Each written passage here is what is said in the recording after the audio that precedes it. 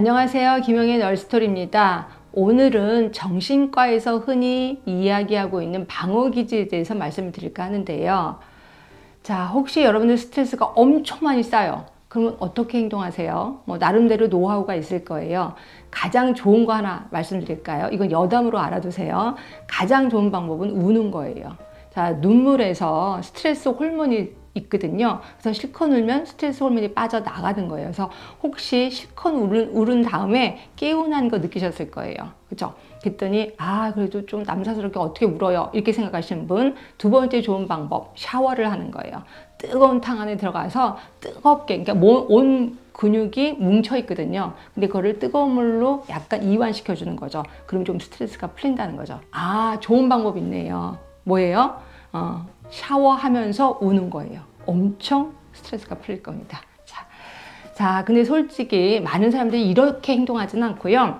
혹시 방어기제라는 거 얘기 들어보셨을 거예요. 말 그대로 스트레스가 쌓이면 탈출구로 방어기제를 나도 모르게 사용을 하게 된다는 거죠. 자, 그래서 오늘은 방어기제에 대해서 말씀을 드리는데 대부분의 방어기제가 무의식 속에서 이루어집니다. 근데 딱 하나만 의식 속에서 일어나는 경우가 있어요. 이게 우리가 알고 있는 억제라고 생각하시면 돼요. 억제가 뭐냐면 내가 이제 깜깜한 밤에 공동묘지 앞을 지나가야 돼. 그럼 되게 무섭잖아요. 그럼 내가 무섭지 않으려고 큰 소리로 노래를 부르기도 하죠. 이런 것들은 모두 억제라는 방어기제를 사용했다라고 보시면 되고요. 특히 우리 그 간호대학 친구들은 이제 해부학이라는 과목이 있어요. 그러면 처음 시신을 딱 접할 때 굉장히 무섭습니다. 그러다 보니까 보고자 하는 부분만 보려고 해요. 그러니까 예를 들어서 오늘은 뇌를 보는 날이야. 그럼 뇌만 막 포커스를 두죠. 사람의 눈이랑 마주치면 굉장히 무섭거든요. 그래서 거기에 포커스를 두려고 의식적으로 자꾸 제한을 하게 됩니다. 이런 걸 모두 억제라고 하는 거고요. 반면에 무의식 속에서 거의 비슷하게 일어나는 억압이라는 게 있어요. 자, 억압은 뭐냐면 그 상황이 기억하기가 싫어. 그 상황이 나한테 용납되지 않아. 그럼 그 상황만 딱 잊어버리는 거죠. 말 그대로 우리가 기억 상실이에요. 그래서 분명히 내가 기억하기 싫은데 그걸 딱 잊어버려. 딱 기억에서 그냥 찢어버리는 거죠. 그래서 누군가 얘기하면 나 그런 기억 없는데? 나 정말 기억 못하는데? 이런 기억 상실증에 걸리는 거를 우리 억압이라고 하는 거고요. 이건 무의식 속에서 일어나는 겁니다. 자, 그 다음에 대부분이 간호사들이 하는 일이 되게 힘들어요. 그래서 이직률이 되게 높은 것도 알고 계실 거예요. 근데 제 후배가 한 명 있었는데 병원 생활하고 나서 굉장히 잘 좋다는 거예요. 병원이 너무 좋다는 거예요.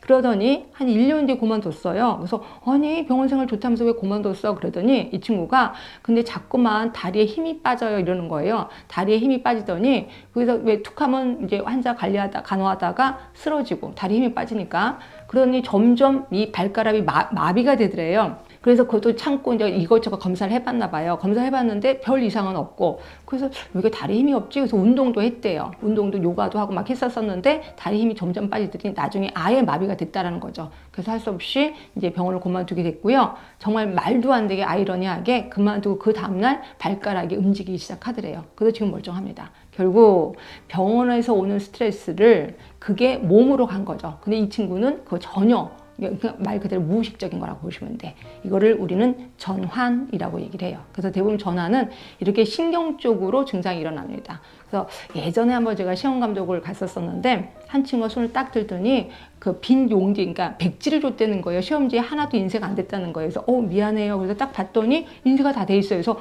여기 다 있는데요. 그랬더니 이 친구는 아니에요. 제 눈에 하나도 안 보여 이러더라고요. 그래서 아니 좀 마음을 좀 차분해지고 다시 봐라 그랬더니 그래도 여전히 안 보인다. 그래서 할 수 없이 그 친구 시험을 포기했었던 기억이 납니다. 이런 것들 모두 전환이라고 하는 거고요. 요거랑 비슷한 게 있는데 이게 신체화예요.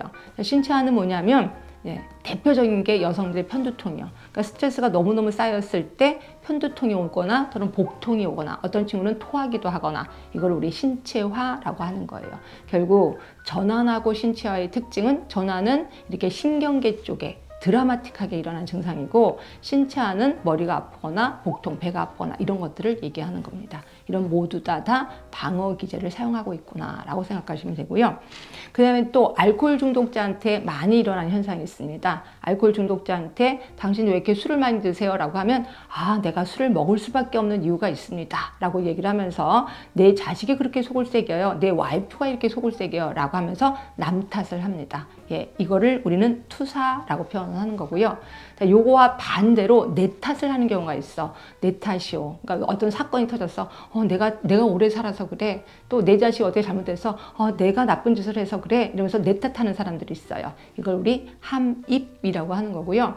대부분 우울증 환자한테서 많이 일어납니다. 그러다 보니까 우울증 환자는 자식이 어떻게 다쳤어. 그러면 내가 오래 살아서 그래. 그럼 내가 죽어야 되겠다. 라고 하면서 자살을 시도하게 되는 겁니다. 이런 걸 모두 함입이라고 얘기하는 거고요. 또 하나 학생들한테 자주 일어나는 방어기제. 자, 시험을 망쳤어요. 그럼 뭐라고 그래요? 행복은 성적순위 아니야. 라고 얘기를 하죠. 이거 모두 다 합리화입니다. 합리화. 그 다음에 또 하나. 혹시 남자친구, 여자친구한테 차였어요. 그럼 우리 막 속상해서 집에 들어가서 방 탁 닫아놓고 이불 푹 뒤집어 씌우고 한참 울잖아요. 이게 엄마 자궁 안으로 들어갔다는 거 알고 계시나요? 그러니까 엄마 자궁 안으로 들어가서 이제 실컷 울고 나면 나름대로 스트레스가 풀리는 거죠. 이런 걸 우리 퇴행이라고 표현하고 있습니다. 자, 지금까지 우리들이 흔히 사용하고 있는 방어 기제에 대해서 말씀을 드렸습니다. 자, 도움이 되셨다면 구독, 좋아요, 알람 설정 부탁드리겠습니다. 지금까지 김희영의 널스토리였습니다.